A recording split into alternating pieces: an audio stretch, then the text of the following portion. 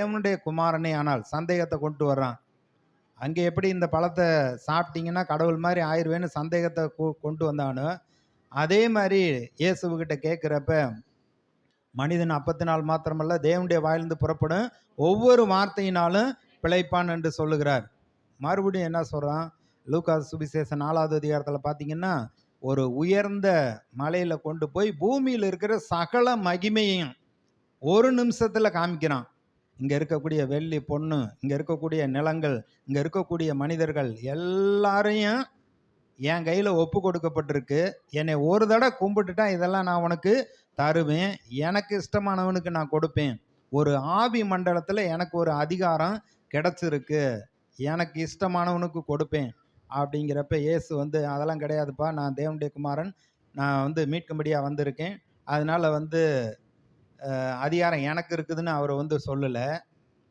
எப்படி அப்பாப்பட்ட கடனை பிள்ளைக அந்த கடனை கட்டி இடத்தையோ வீட்டையோ மீட்கிறார்களோ, அது போல ஆதாம் அந்த அடகு வைத்ததை அதிகாரத்தை இழந்து போனதை பிந்தின ஆதாமாகிய இயேசு அவர் சிலுவையில் ரத்தம் சிந்தி பரிகாரம் செய்து அவர் அந்த அதிகாரத்தை மீட்கிறார்.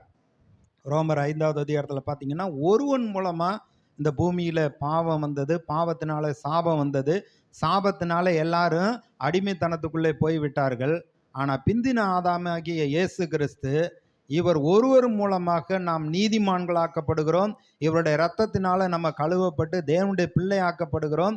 அவனுடைய எல்லா அதிகாரங்களையும் சிலுவையில அவர் உரிந்து கொண்டு வெளியரங்கமான கோலமாகி சிலுவையில வெற்றி சிறந்தார் என்று சொல்லப்பட்டிருக்கு. அவர் அடக்கம் பண்ணப்பட்டு 3ஆம் நாள் பிதாவாகிய தேவன் உயிரோடு எழுப்பினார். எல்லா அதிகாரங்களும் இவர் கொடுக்கப்பட்டிருக்கு.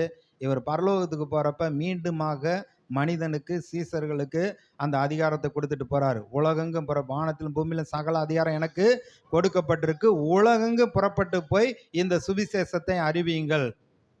இயற்கையின் மீது பிசாசின் மீது உங்களுக்கு ஆளுகை அதிகாரம் இருக்கிறது. பாவத்திலையும் சாபத்திலையும் வாழ வேண்டிய அவசியம் இல்லை. எருசலேம் துவங்கி பூமியில் இருக்கிற சகல தேசத்தாருக்கும் இவருடைய நாமத்தினால ரட்சிப்பும் மீட்பும் உண்டாகும்படியா தேவன் சொல்லி இருக்கிறார். இதை போய் சுவிசேஷமாய் அறிவியுங்கள் என்று சொன்னார். அப்ப அந்த ஆதாம் ஏவாள் மூலமாக பாவம் சாபமும் வந்தது. பிந்தின ஆதாமாகிய இயேசு கிறிஸ்து மூலமாக நமக்கு மீட்பும் ரட்சிப்பும் வருகிறது.